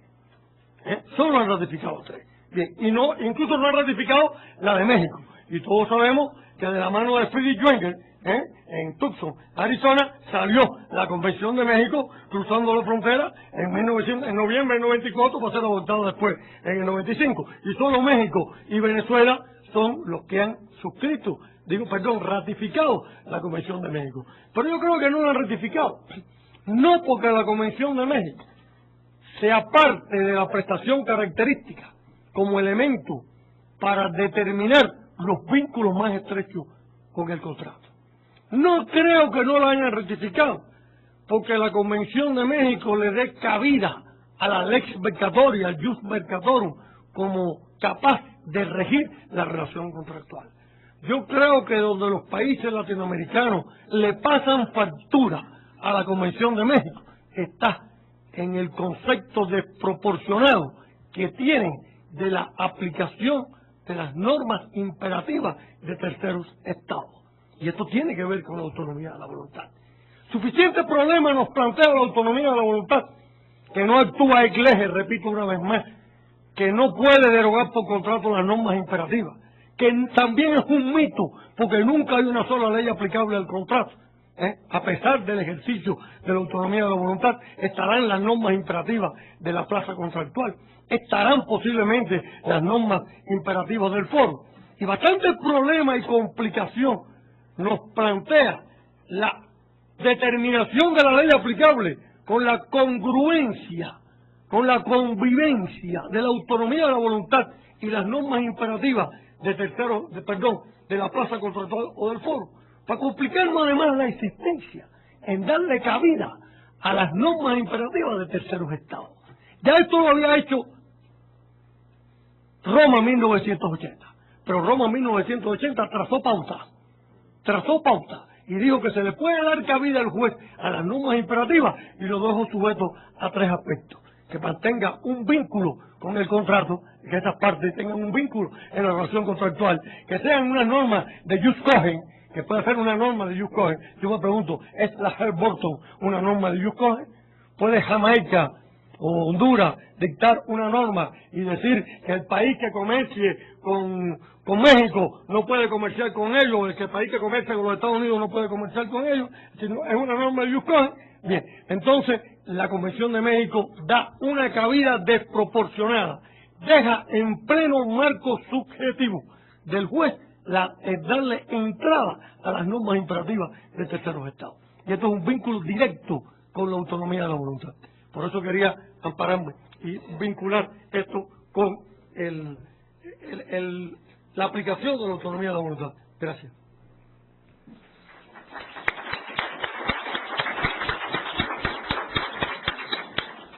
Muchísimas gracias a nuestros distinguidos ponentes, don Alejandro Mier Hernández, don Jorge Enrique Romero Pérez y don Rodolfo Dávalos Fernández.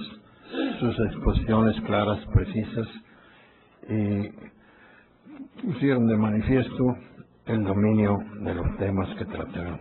Muchísimas gracias, y yo quiero agradecer en especial al doctor Ricardo Méndez Silva la invitación que me hizo para moderar esta mesa, en la que tuvimos la oportunidad de aprender muchos aspectos sobre este medio de resolución de controversias que es el arbitraje internacional. Muchísimas gracias a todos ustedes por su distinguida presencia.